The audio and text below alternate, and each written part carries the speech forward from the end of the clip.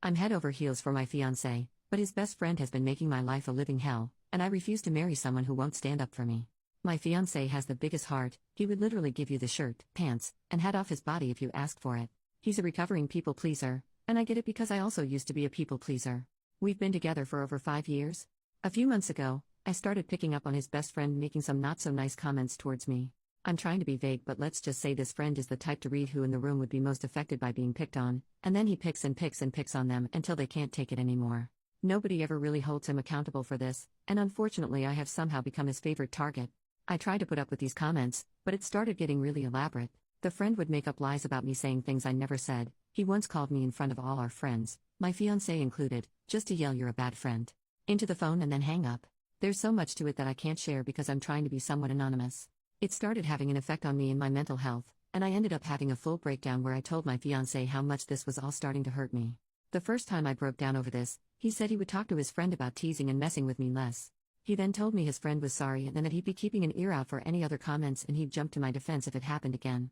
A few weeks later I had a second breakdown over all this. The situation itself is hitting a very specific childhood trauma and trigger for me, and he admitted that his friend didn't actually apologize. He actually said he was sorry I was too sensitive to understand his humor.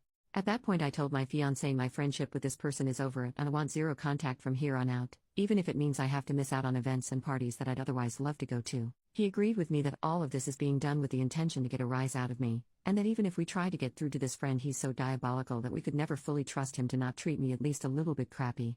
My fiancé kept asking if this meant he had to quit the project they're working on. I told him I would never tell him he had to because I know how much it means to him, but in all honesty, the fact that this person is treating me so poorly that I'm having physical stress reactions isn't enough for him to want to cut this person off does hurt a lot. The fact that it isn't a deal breaker for him is probably always going to sting a little. He's not confrontational at all and I always knew that, but it's not about confrontation. It's about standing in my corner. And I can't spend the rest of my life with someone who isn't in my corner.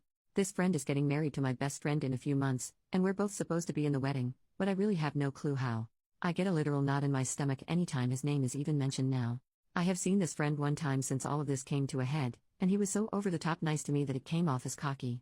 I had the second breakdown a few days afterwards because I realized I'm possibly going to spend the rest of my life on edge and on guard anytime this person is even somewhat in my vicinity, even if they aren't actively messing with me. I don't know how to come to terms with the fact that my fiancé was willing to lie to me on his crappy friend's behalf, but he's not willing to stand in my corner against him. I think it'll always hurt. This guy was supposed to be the best man in our wedding, and as a result we haven't been talking much about wedding plans. I think if he's still planning on this friend being in our wedding I may have to call it off for my own sanity, and that sucks so bad. This is eating me alive. I love my fiancé so much. I love his big heart and the way he loves with all of it, but he loves some truly wretched people, and I don't know if he'll enforce any boundaries with those people before the lack of boundaries becomes too much for me to handle. I'm just hurt. And hurting. And I just want whatever outcome to play out so I can stop feeling so guilty and awful all the time. Relevant comments.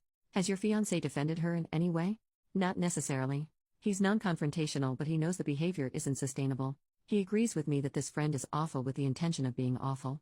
They have a project they've been a part of together for over a decade and it means the universe to him and that's the biggest factor in all of this. He'd more than likely have to give that up. This entire situation is dog shit and there are zero winners, except for the asshole. What does your best friend say about this behavior? I have my own feelings towards what she's going through.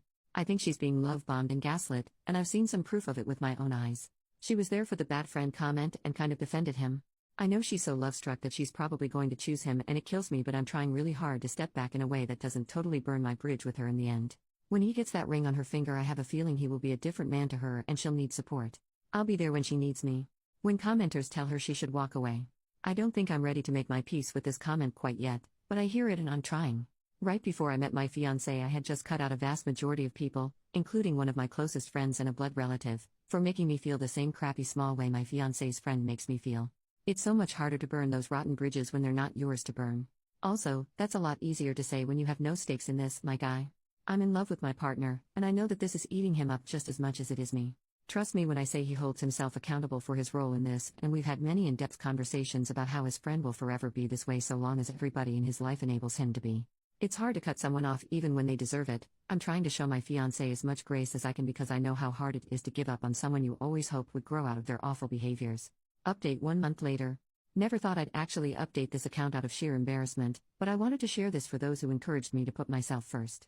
I want you all to know my partner absolutely came through and protected me in this. We spent all this time since my last post up until last week communicating and trying to find a resolution, and walking through how it got this bad. He took a lot of accountability for that. This is not a case of me giving in. He understands fully that this has only got so bad because it's never been handled correctly, and he had a major hand in that. There were so many more layers to this than a Reddit post ever could have conveyed. The bottom line is we are closer than ever, and after a lot of talking, we decided on my partner sending a firm but not unkind message to his friend explaining the behaviors, explaining that they were hurting his partner, and that it needed to stop. He asked to write up the first draft and we could go over it together to try to perfect it. Reddit, please know the first draft my partner wrote was so spot on what I needed to read that it instantly shifted us into us versus the problem mode when we'd been stuck butting heads for weeks. He laid everything out so clearly in ways that we hadn't discussed, so I know it came from him. We had to tone down a lot of the big emotions. We really truly gave the message its best shot to address the situation without being hostile. We knew the response would be bad no matter what, but I don't think anything could have prepared us. This man went full scorched earth and blew up everything almost immediately. He insulted my partner. He told him these events didn't happen the way I claim they do. He demanded they meet up alone with a mediator. He even threatened to reach out to my partner's parents to fill them in, which is probably the moment we stopped taking his responses seriously. All of us are almost in our 30s. If once wasn't enough, he threatened it twice. We actually had to call them and warn them that he would be showing up at their place later this week and not to open the door.